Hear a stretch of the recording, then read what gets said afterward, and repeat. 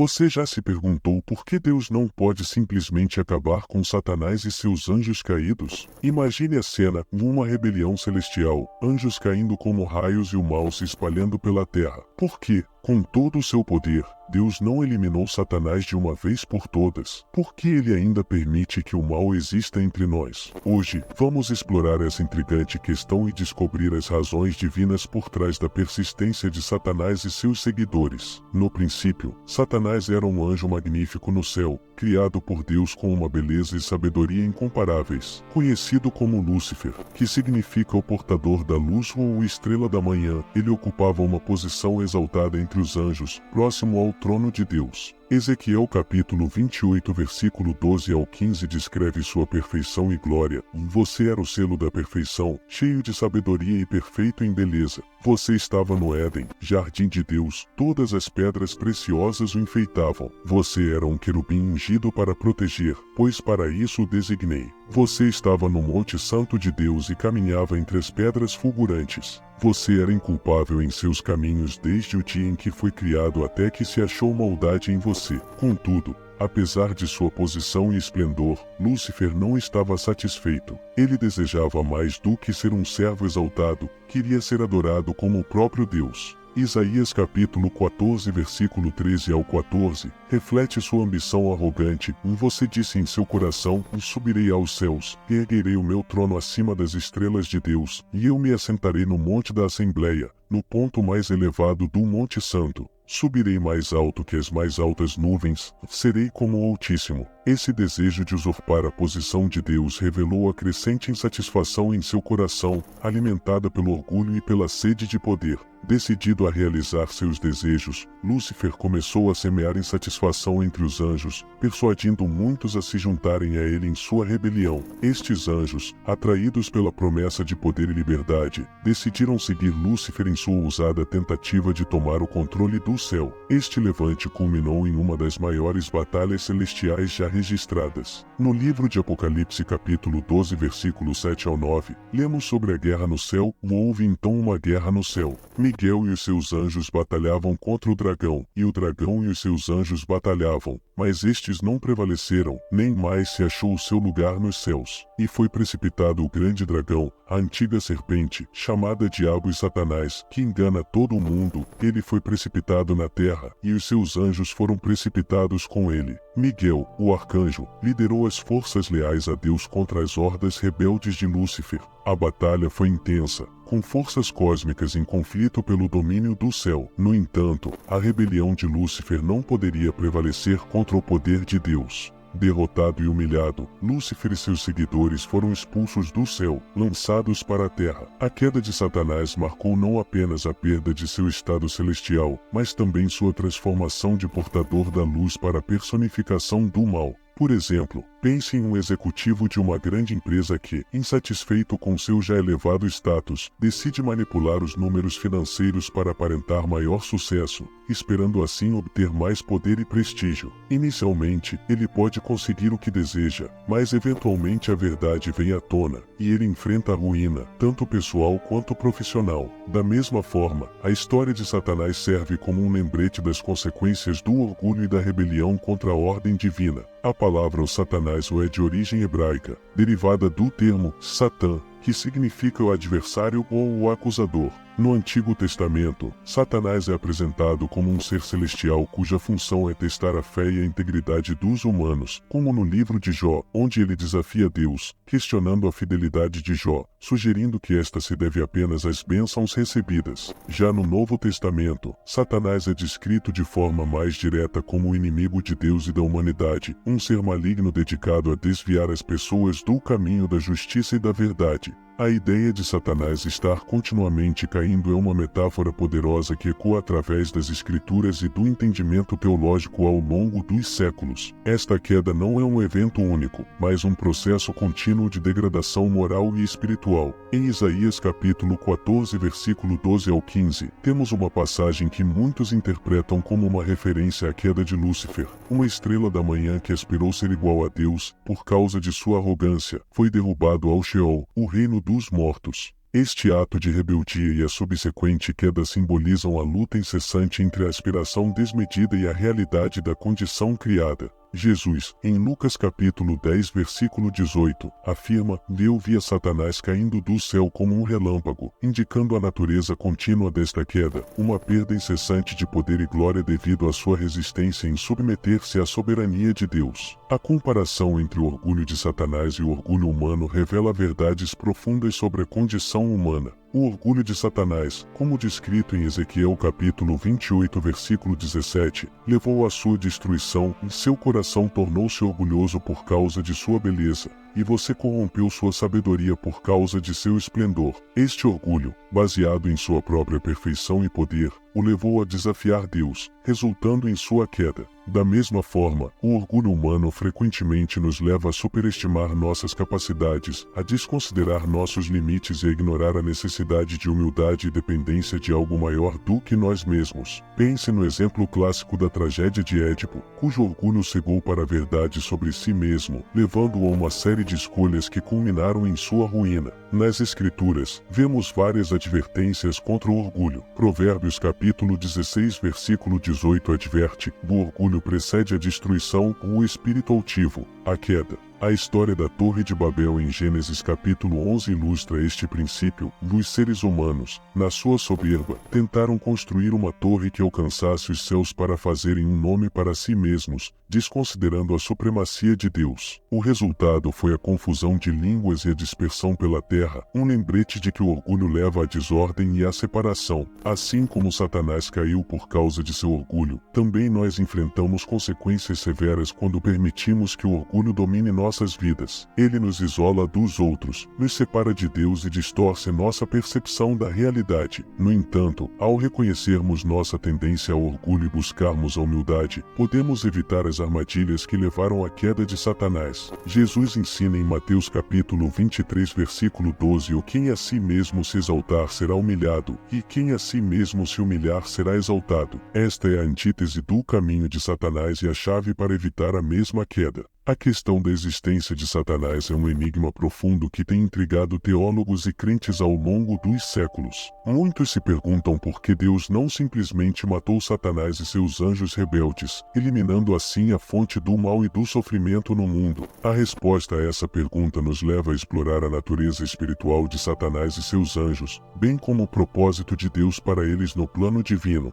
Deus, em sua infinita sabedoria e justiça, optou por não destruir Satanás e seus anjos imediatamente após a rebelião. Esta decisão pode parecer desconcertante à primeira vista, mas revela a profundidade da misericórdia e do propósito divino. Deus criou todos os seres, incluindo os anjos, com livre arbítrio e a capacidade de fazer escolhas. A destruição imediata de Satanás teria sido uma violação desse princípio fundamental de liberdade. Em vez de aniquilá-los, Deus permitiu que Satanás e seus seguidores existissem, oferecendo um cenário em que suas ações e suas consequências pudessem ser plenamente reveladas. A natureza espiritual de Satanás e seus anjos é essencial para entender essa questão. Eles são seres espirituais, criados com inteligência, vontade e poder que ultrapassam a compreensão humana. Satanás, originalmente Lúcifer, e seus anjos não possuem corpos físicos como os humanos, o que significa que sua destruição não seria uma questão simples de eliminar um corpo físico. Além disso, como seres espirituais, eles estão além da mortalidade que conhecemos. Essa natureza imortal é parte do grande mistério da criação divina, onde o espiritual e o físico coexistem sob o domínio de Deus. Mas qual seria, então, o propósito de Deus ao permitir que Satanás e seus anjos continuassem a existir?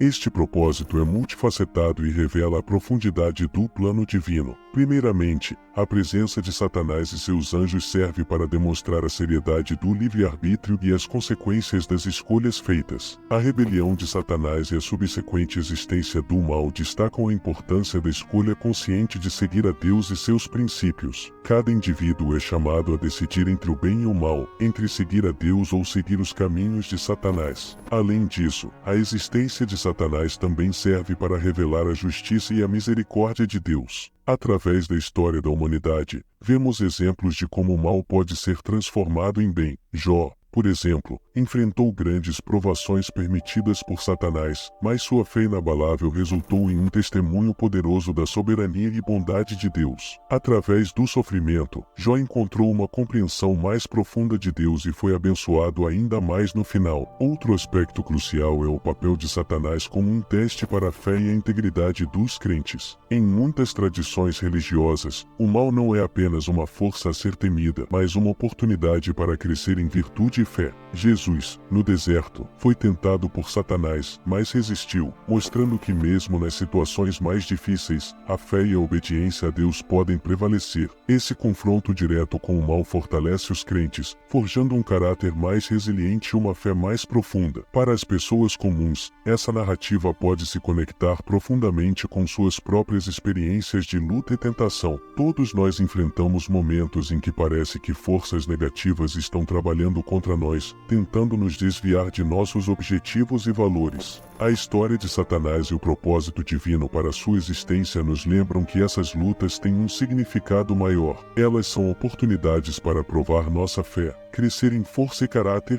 e nos aproximar de Deus. Pense, por exemplo, em alguém enfrentando uma grave doença. A tentação pode ser ceder ao desespero e à desesperança. No entanto, enfrentando essa provação com fé e determinação, essa pessoa pode descobrir uma força interior e uma compreensão mais profunda da vida e do propósito divino. Assim como Jó, eles podem emergir do outro lado com um testemunho poderoso de resiliência e fé. Em suma, a questão da existência de Satanás é uma parte vital do grande drama do livre-arbítrio, da justiça divina e da oportunidade de crescimento espiritual. Deus, em sua sabedoria, permitiu que Satanás e seus anjos existissem para que através de suas ações e das respostas humanas, a verdadeira natureza do bem e do mal fosse plenamente revelada e, acima de tudo, para que cada um de nós, em nossa jornada pessoal, possa encontrar e escolher a verdade, a fé e a justiça. Na grandiosa narrativa da redenção, o papel de Satanás, embora frequentemente visto como um antagonista maligno, é paradoxalmente crucial para a realização do plano divino. Desde a criação, Deus traçou um plano de redenção para a humanidade, e a presença e as ações de Satanás desempenharam um papel inesperado, mas fundamental, no cumprimento dessa missão. Desde o início, Satanás tentou desviar a humanidade do propósito divino. No jardim do Éden, ele enganou Eva, levando-a a comer do fruto proibido e, assim, introduzindo o pecado no mundo. Este ato não foi apenas um simples erro, foi um evento que desencadeou a necessidade de redenção. Ao fazer isso, Satanás inadvertidamente preparou o cenário para a intervenção divina necessária para restaurar a relação entre Deus e a humanidade. O pecado que entrou no mundo por meio da desobediência foi o que tornou possível a oferta de um Salvador e a promessa de redenção. Em Romanos capítulo 5 versículo 12, Paulo escreve: portanto, assim como por um só homem entrou o pecado no mundo e, pelo pecado, a morte, assim a morte passou a todos os homens, porque todos pecaram. O plano de Deus, portanto, incluía a resposta a essa condição criada pelo mal, com a promessa de um Redentor. A contribuição de Satanás para o cumprimento da missão de Jesus é um aspecto fascinante do plano divino. Ele não apenas tentou desviar a humanidade, mas também tentou atacar Jesus diretamente. Durante o ministério de Jesus, Satanás fez uma tentativa calculada de impedir a missão redentora. No deserto, ele ofereceu a Jesus todos os reinos do mundo em troca de adoração, uma tentativa de desviar Jesus de sua missão de obedecer a Deus e sacrificar-se pela humanidade. Em Mateus capítulo 4 versículo 8 ao 9, lemos sobre essa tentação. Novamente, o levou o diabo a um monte muito alto, e mostrou-lhe todos os reinos do mundo e a glória deles. E disse-lhe: tudo isso te darei se, prostrado, me adorares. Esta tentativa de suborno foi um teste para a fidelidade de Jesus e uma tentativa de enfraquecer o plano de Deus. Apesar de suas intenções malignas, Satanás acabou contribuindo para o cumprimento da missão de Jesus de maneira inesperada. Sua oposição ao plano divino levou a um aprofundamento da missão de Jesus e a uma exposição mais clara da necessidade de um Salvador. Em João capítulo 12 versículo 31 ao 32, Jesus declara: agora é o juízo deste mundo, agora será expulso o príncipe deste mundo, e eu, quando for levantado da terra, atrairei todos a mim mesmo. A oposição de Satanás revelou a necessidade de uma resposta divina completa, e a morte e ressurreição de Jesus proporcionaram a vitória final sobre o mal. O papel de Satanás na crucificação de Jesus também é um exemplo notável. Ele instigou o ódio dos líderes religiosos e a rejeição de Jesus pelos líderes políticos, culminando na crucificação. No entanto, a crucificação, que parecia ser uma derrota, tornou-se o ponto crucial da redenção. A morte de Jesus na cruz e sua ressurreição subsequente proporcionaram a vitória final sobre o pecado e a morte, revertendo os efeitos da queda e oferecendo a salvação à humanidade. Em Colossenses capítulo 2, versículo 15, Paulo descreve essa vitória, despojando os principados e as potestades, publicamente os expôs ao desprezo, triunfando deles na cruz. Para muitas pessoas, a história de como Satanás, com suas ações malignas, inadvertidamente ajudou a cumprir o plano de redenção de Deus é uma poderosa lição de como mesmo os desafios e as adversidades podem ter um propósito maior. Em nossas próprias vidas, muitas vezes enfrentamos dificuldades e tentações que parecem insuperáveis. No entanto, essas experiências podem ser oportunidades para crescimento, fortalecimento da fé e aproximação com Deus. Por exemplo, uma pessoa que enfrenta uma grande provação pode encontrar força e sabedoria que nunca imaginou possuir, e essa experiência pode servir para ajudar os outros em situações semelhantes. A presença de Satanás e suas ações são um lembrete de que, mesmo quando o mal parece dominar, há um plano divino em andamento. A história de redenção nos ensina que a presença do mal e a oposição não são obstáculos intransponíveis, mas partes integradas do grande plano de Deus para a restauração e salvação. Ao refletirmos sobre esse plano e sobre o papel de Satanás, somos chamados a encontrar propósito e significado nas dificuldades que enfrentamos e a confiar que, mesmo no meio da adversidade, há um propósito divino que está trabalhando para o bem maior. Deixe sua opinião sobre o tema do vídeo nos comentários, respeitando sempre a opinião dos outros. Espero que tenham gostado do vídeo. Se esse conteúdo foi valioso para você, peço que você se inscreva no canal para não perder nenhum dos nossos próximos vídeos. Compartilhe este vídeo com a família e amigos, dê um like e deixe sua opinião, os comentários. Isso ajuda o vídeo a chegar a mais pessoas. Juntos, podemos iluminar mais mentes e expandir nossa compreensão. Obrigado por estar aqui, e que Deus o abençoe.